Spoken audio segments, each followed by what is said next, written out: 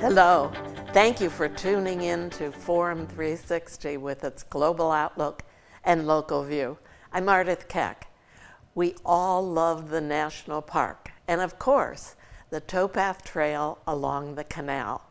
So we'll learn more about the canal and the towpath as we speak to the president and CEO of the Ohio and Erie Canalway Coalition, Dan Rice. The national park probably wouldn't be here if it weren't for the canal. Dan, please tell us about the Ohio and Erie Canal. Absolutely. Well, thank you so much for having me here this morning. I really appreciate the opportunity to talk with you. And so the Ohio and Erie Canal was built in the 1800s. If you think about it, prior to the development of the Ohio and Erie Canal, farmers out here in Ohio had a hard time getting their products to market. And also, if you were living out here in Ohio, you couldn't get things like, fine furniture or fine china, because by the time it went up and down the Appalachian Mountains, it was basically fine powder by the time it got to Ohio. Yeah. And so when the canals were built in the 1800s, it literally transformed Ohio from a rural, isolated frontier settlement to the third most populous state in the nation. And so the Ohio and Erie Canal, construction started in 1825, completed in 1832. It was completed on time and on budget, and literally, like I said, transformed Ohio. And it really thrived until I would say about the 1850s or 60s, because by that time you had the railroads come along, and they really replaced the canals because they could run year-round, they could run much faster. And they lingered till about the early 1900s. When there was a terrible flood that struck the entire state of Ohio in 1913. But then in the 1960s, a gentleman by the name of Congressman Ralph Regula had this idea of saving the canals. And so we owe a debt of gratitude to Congressman Ralph Regula for his vision back in the 1960s to save the Ohio and Erie Canal, which has now become the Ohio and Erie Canal National Heritage Area, and we have Cuyahoga Valley National Park. So we have all these great amenities really because of Congressman Ralph Regula and his wife Mary. Who built the canal? The canals were originally built by German and Irish workers. And to me, that's the thing that is so amazing, Ardith, is that you can go out there and look at sections of the canal today. You and I can go out there and walk. And for many sections of the canal is still there. It has water in it. In Cuyahoga Valley National Park, the locks that were built using stone that was quarried here locally, and the timber still there in many cases. And so something that was built by hand 200 years ago, because the canal, the construction started in 1825, so this year is the 200th anniversary of the beginning of the construction of the Ohio and Erie Canal. And when the canal was built, there was a towpath. Why? So the way the canal boats were powered, they didn't have a motor, so they basically had a rope that was tied to either mules or horses. And mules or horses basically pulled the canal boats. Didn't go very fast, maybe 5 to 7 miles per hour. And the area in which the horses and mules walked was called the towpath. And it was basically a hard packed surface along the banks of the Ohio and Erie Canal. And that's how the canal boats were pulled. How long is the canal? It's about 303 miles. Well, the Ohio and Erie Canal, actually 303 miles from Cleveland down to Portsmouth on the Ohio River. And then you had the Miami and Erie Canal that ran from Toledo to Cincinnati. And there were other numerous connector canals like the St. Anne Beaver Canal, the Hocking Canal. Ohio had over 1,000 miles of canal lands in the state of Ohio at one time. Is the canal still visible along its entirety? I would say probably 60% of it at least. There's some remnants that are out there. And if you can't see the actual canal, you can actually kind of see where the ditch is, the prism. And oftentimes there's trees lining it. Many years ago, I actually my wife and I and our daughter, we actually drove from Akron all the way down to Portsmouth. And you could see different remnants of the canal through the different counties as it goes, from Cleveland to Portsmouth. And I've also actually been to the last lock on the Ohio and Erie Canal as it enters the Ohio River. It's actually in the middle of a cornfield today. What is the importance of the Cuyahoga River to the canal? Well, the Ohio and Erie Canal would not exist if it were not for all these waterways. And that's why the route of the Ohio and Erie Canal followed natural waterways. So, Akron is the highest point on the Ohio and Erie Canal between Cleveland and the Ohio River to the south. And so the engineers who built the Ohio and Erie Canal, one of which is Captain Richard Howe, whose home we restored in downtown Akron, he was responsible for building the canal, engineering the canal, and identifying reliable water sources. And so the Cuyahoga River and the Little Cuyahoga River serve as water sources for the Ohio and Erie Canal. And so there's definitely a very close relationship between those two waterways. And also that's why the Ohio and Erie Canal came through Akron, because you had Summit Lake, which was a very high body of water at the summit, the highest point. The Portage Lakes also provided water for the Ohio and Erie Canal. And then once you get south, of Akron, the Tuscarawas River provides the water source for the Ohio and Erie Canal. And all those waters south of Akron go down to the Ohio River and then out to the Mississippi to the Gulf of Mexico. How long is the reconstructed towpath? So we are working on a section of the Ohio and Erie Canal towpath trail from Cleveland to New Philadelphia, Ohio. And we're really proud to say that today, as we speak, 90 of the 101 miles, and that's what we're working on, is 101 miles, are already completed. So you can literally, we can go out there today and hop on the towpath trail and walk all the way to downtown Cleveland, or we can go south and walk all the way down to Zorville. And then tomorrow we have a really exciting announcement on September 9th in which we are going to be doing a ribbon cutting for an additional 2 miles of the towpath trail down from basically Zorville to the Dover Dam. And so that will bring our total mileage completed of 92 miles of the 101 miles. And then the remaining 9 miles are in planning and development down in Tuscarawas County. Oh, wow. Okay. And so you mentioned up to Cleveland. So does it go all the way to north to Lake Erie? It does. It does. The northern terminus of the Ohio and Erie Canal towpath trail is Canal Basin Park, and it's right in the Flats area. And that's actually where the Ohio and Erie Canal entered Lake Erie. And then obviously boats shipped goods over to Buffalo or might have shipped them over to Detroit. And then there are connector trails that actually go out to Windy Island, so all the way to Lake Erie. So you're absolutely correct. It is already connected in Cleveland and Cuyahoga County. Summit County was the first county to complete the Ohio and Erie Canal towpath trail from county line to county line. Stark County was second. Cuyahoga County was third. And then Tuscarawas County is going to complete this vision that Congressman Ralph Regula and John Seierberling had.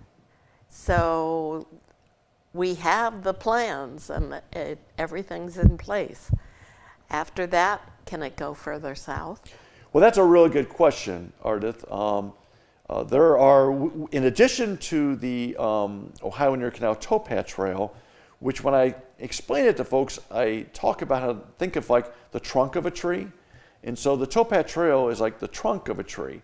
We're also working on branches to the tree, connector trails like the Freedom Trail, the Rubber City Heritage Trail here in Summit County.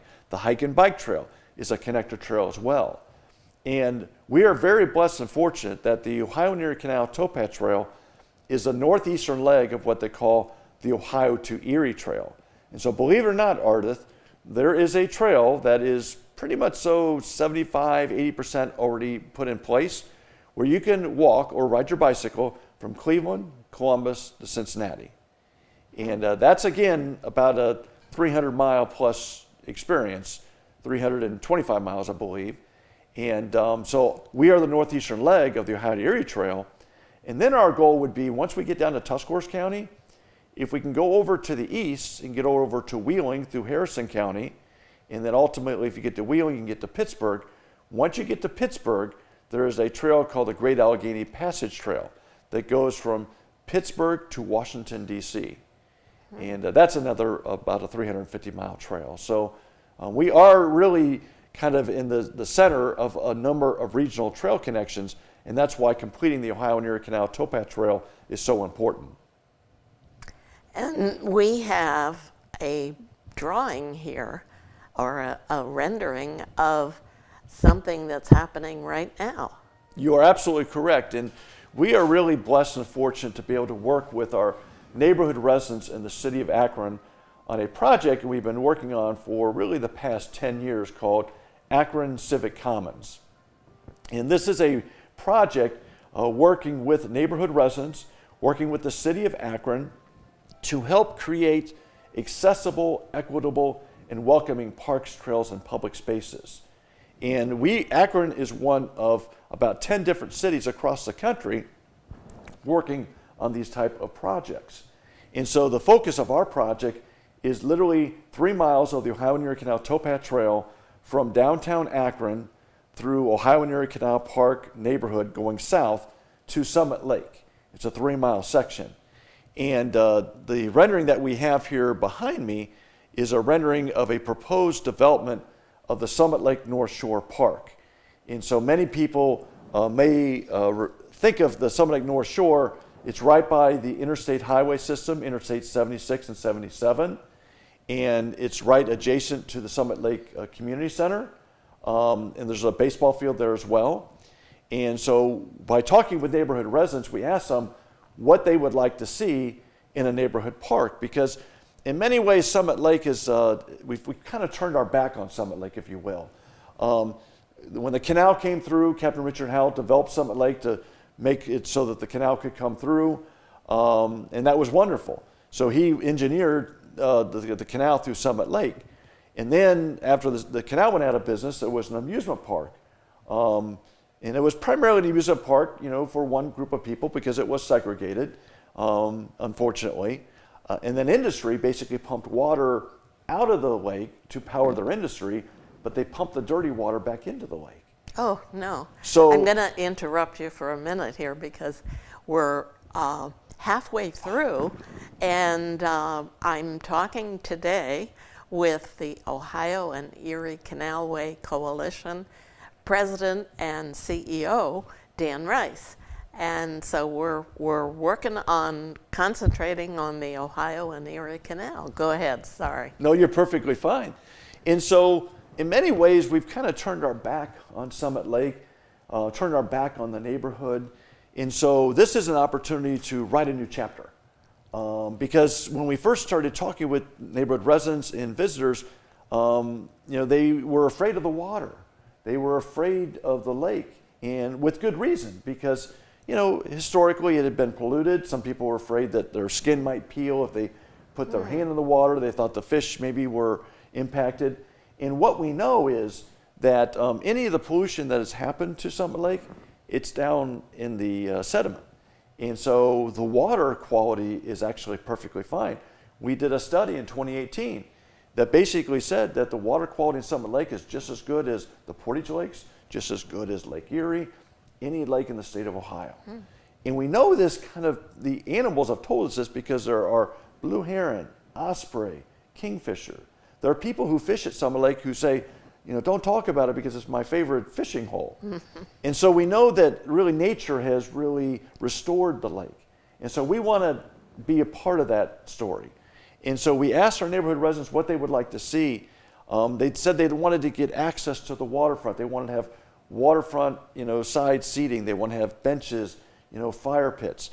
They wanted to maybe have a fishing pier. And so what you see in this rendering is you see the Ohio and Erie Canal off to the east. You see a beautiful bridge connecting a walking and hiking bicycling bridge to connect into the Summit Lake North Shore Park. You see a dedicated canoe and kayak launch so that people can bring their canoes and kayaks and do kayaking and canoeing and paddleboarding in Summit Lake. There's even a building there called a canoe and kayak share because not everybody can afford to rent a canoe or kayak. And we learned this from our partners in Philadelphia that many people have canoes and kayaks, but they don't have a place to store them. well, we'll provide free storage, but if a neighborhood resident wants to borrow a canoe or kayak, they're able to do that. So that really speaks to equity in public spaces. We also have a dedicated boat launch ramp. So that way people want to actually put their boat in at Summit Lake. They have a separate boat launch ramp specifically for that purpose. There's a beautiful pavilion that you see here for the community that faces the community.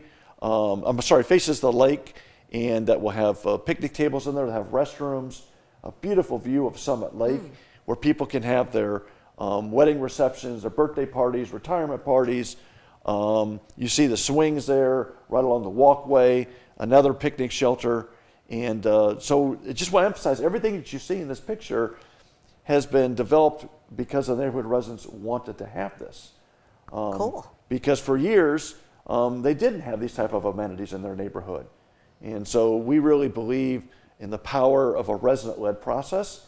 And we're really excited that this has come to fruition really through the incredible generosity of the city of Akron. They contribute a significant amount of funds. The Knight Foundation, the GAR Foundation, Summit County government, many, many individuals.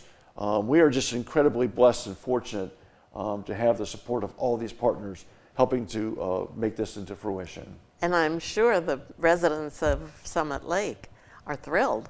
They absolutely are.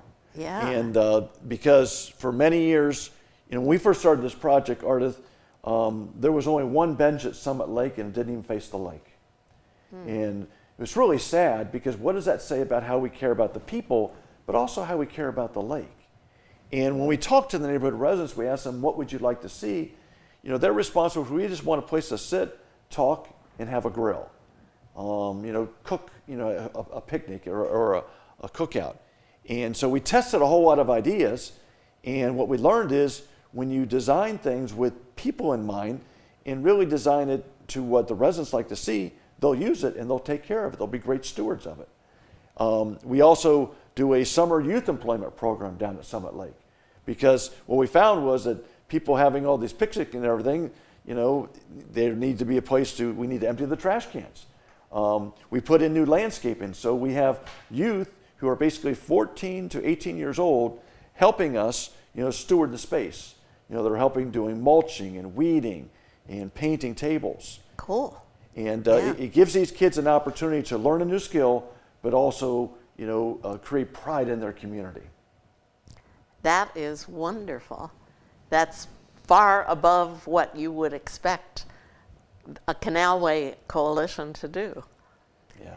And the towpath around Akron has been under construction for quite a while. Is it now finished? It is. It is. It is completed. There are times actually where the Ohio and Erie Canal Towpath Trail will have to be closed, either maybe on the weekends, not on the weekends, on the weekdays, because there's the location of the towpath trails. It is in close location to the Cuyahoga River, and sometimes the Cuyahoga River tends to erode away the banks of the towpath trail, and so it requires some repairs and maintenance on an ongoing basis. But the towpath trail is completely developed and constructed, but there are periodic periods where there might be some repairs that are needed. And are there plans for the future of the national park that will affect you? I'm not aware of any proposed plans that would affect us. They are looking for ways to continually improve the park and make some possible additions. But I'm not aware of any potential concerns. I know one of the park partners, the Cuyahoga Scenic Railroad, which is also one of our partners as well. One of their main projects they're working on is they're looking actually to develop an extension to the city of Cleveland and get to downtown Cleveland. So that's, I think, something they've been working on for many years. It's something in the future definitely, but that definitely is a major initiative. Okay, but that wouldn't really affect your canal here. It would not affect the canal, but it would also be a great amenity because a lot of people utilize the Cuyahoga Valley Scenic Railroad to access the towpath trail. And so what they'll do is the Cuyahoga Valley Scenic Railroad has a program called Bike Aboard, in which you can ride so far on the towpath trail and then stop at one of the train stations and then pick up the train and ride back to your car. So they're a fantastic partner in the Ohio and Erie Canalway and the towpath trail. That's a neat part. You can put your bike aboard the train and there you are. You're absolutely correct. Yeah.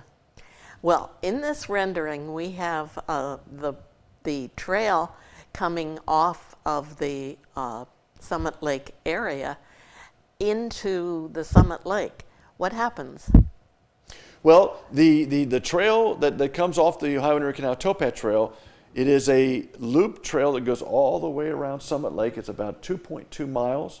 And it really is a wonderful trail connection because it basically connects the west side of Summit Lake with the east side of Summit Lake.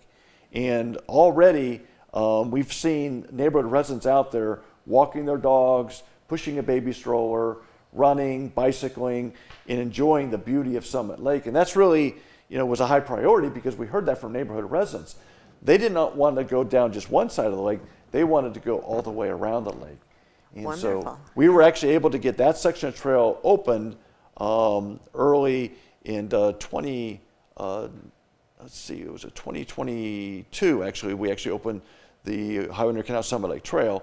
It is actually detoured right now. People can actually access that beautiful bridge over the Ohio and Erie Canal today, but they cannot actually go into the construction site. But we have a temporary detour that goes up along South Street that does provide that connection all the way around Summit Lake. And when the trail actually hits Summit Lake, the boats would go through, and the towpath is there? Yes, that's correct. There is enough clearance underneath that bridge so that canoes and kayaks and paddle boards and even some small motor boats can actually go underneath the Ohio and Erie Canal Summit Lake Trail Bridge. Absolutely. Okay. And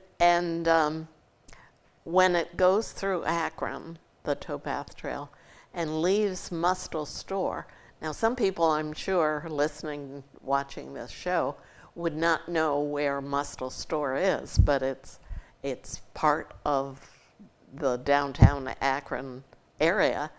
Where does it go then? So you're absolutely correct, Ardith. The Mustel Store is a canal era store. It's a very historic building managed by the Cascade Locks Park Association. Scott Reed, a very good friend there, he manages that.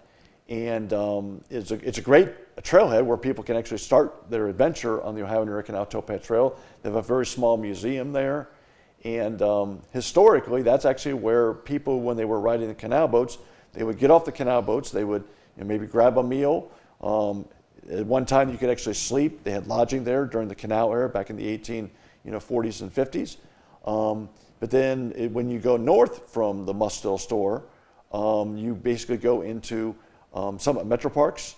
They basically manage the Ohio and Erie Canal and the Towpath Trail as it goes north until it meets the Cuyahoga Valley National Park once you get north of the Merriman Valley. How about south through Akron?